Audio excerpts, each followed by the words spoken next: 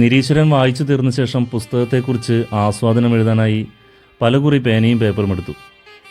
എന്നാൽ എന്തെല്ലാമോ ചോദ്യങ്ങളും കലുഷിതമായ ചിന്തകളുമല്ലാതെ ഒന്നും തന്നെ കുറിക്കാനായില്ല.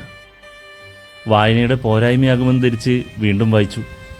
എന്നിട്ടും ആസ്വാദനം എഴുതാൻ മാത്രം സാധിക്കുന്നില്ല. എൻ്റെ ചിന്തകളിൽ വായനയുടെ നിമിഷങ്ങളിൽ പതിഞ്ഞ ചില സന്ദർഭങ്ങളാണ് ഞാൻ നിങ്ങളുമായി പങ്കുവയ്ക്കുന്നത്. ഇതൊരു ആസ്വാദനമല്ല, എൻ്റെ തോന്നലുകളാണ്. വായന എന്നിലുണ്ടാക്കിയ ചിന്തകളാണ്. നിങ്ങളുടേതൊരു പക്ഷേ ഇതിൽ നിന്നും വിഭിന്നമാകാം, അല്ലാതെയും ഇരിക്കാം. നിരീശ്വരൻ. എഴുതിയത് VJ ജെയിംസ്. സന്ദർഭം 1. ദൈവത്തെരുവ് ആഭാസത്തെരുവായും പിന്നീട് നിരീശ്വര തറയായി മാറുന്നു. ഈ പേരുകൾ സാഹചര്യങ്ങൾക്കനുസരിച്ച് പിറവിയെടുക്കുന്നതാണ്. തൃശ്ശിവ പേരൂർ കാലക്രമേണ തൃശ്ശൂർ ആയതുപോലെ, പട്ടികപ്പറമ്പ് പട്ടിപ്പറമ്പായതുപോലെ നാവുകളിൽ നിന്ന് നാവുകളിലേക്ക് അങ്ങനെ സഞ്ചരിച്ച് രൂപമാറ്റം സംഭവിച്ചവ. ക്ഷേത്രങ്ങൾ ഒരുപാടുണ്ടായിരുന്ന തെരുവിനെ ദൈവത്തെരുവെന്ന് വിളിച്ചു. ആഭാസ സംഘം അതിനെ ആഭാസ തെരുവെന്ന് തിരുത്തി വിളിക്കാൻ ജനങ്ങളെ ശീലിപ്പിച്ചു.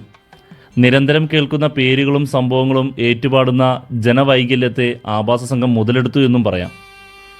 നിരീശ്വര പ്രതിഷ്ഠ പ്രശസ്തമായപ്പോൾ ആ പ്രദേശം നിരീശ്വര തറയായി മാറുന്നു. സന്ദർഭം 2. ആത്മത്തറയും ജനങ്ങളും. രണ്ട് വ്യത്യസ്തതകൾ ഒന്നിക്കുന്ന ഒരിടമാണ് ആത്മത്തറ. ആലും മാവും ചേർന്നൊരു ആത്മാവ്, ഇഴപിരിയാതെ ഒന്നിച്ച് ചുറ്റിപ്പണഞ്ഞു നിൽക്കുന്ന രണ്ട് വ്യത്യസ്തതകൾ. ആർക്കും എത്തിപ്പിടിക്കാനാകാത്ത ആലിൻ്റെ ഗന്ധമുള്ള മാങ്ങകൾ. ആത്മാവ് സത്യത്തിൽ വിശ്വാസങ്ങളുടെ ആകെത്തുകയാണ്.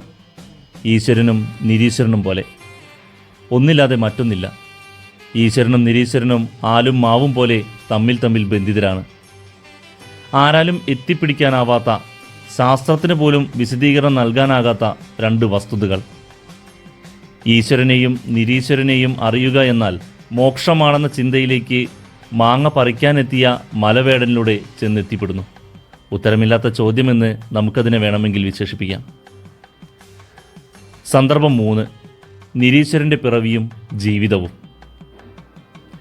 ഈശ്വര സങ്കല്പങ്ങൾക്ക് ബദലായി ആഭാസ സംഘം രൂപം നൽകിയ നിരീശ്വരൻ പിന്നീട് സ്ഥലത്തെ പ്രധാന പ്രതിഷ്ഠയായി മാറുന്നു.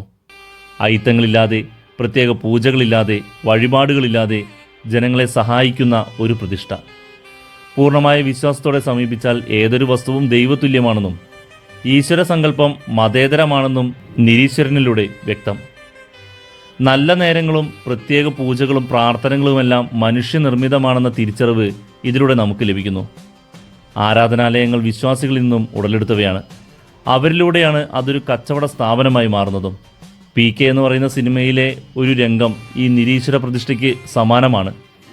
ഇനിയുമുണ്ട് കുറേയേറെ. ഗന്ധങ്ങളെക്കുറിച്ച് പഠിക്കാൻ വന്ന റോബർട്ടോ, വേശിയായ ജാനകി, പ്രാർത്ഥനാ സംഘം, ഈശ്വരൻ എമ്പ്രാന്തിരി, ഘോഷയാത്ര അന്നാമ, ക്ഷുരകൻ മണിയൻ, അങ്ങനെ പറയുവാൻ ഒരുപാടുണ്ട്.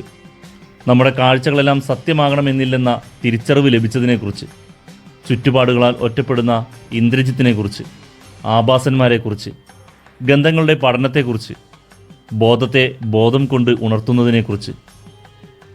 വിശ്വാസങ്ങളും ജീവിതവും ആത്മാവിനെ പോലെയാണ്. ഇഴപിരിയാതെ നിൽക്കുന്ന രണ്ട് വ്യത്യസ്തർ. ഓരോ വായനയിലും നിരീശ്വരൻ നിങ്ങൾക്ക് പുതിയ അർത്ഥങ്ങൾ നൽകുമെന്നുറപ്പാണ്. അതുകൊണ്ട് തീർച്ചയായും വായിക്കുക. ഓം നിരീശ്വരായ നമഃ.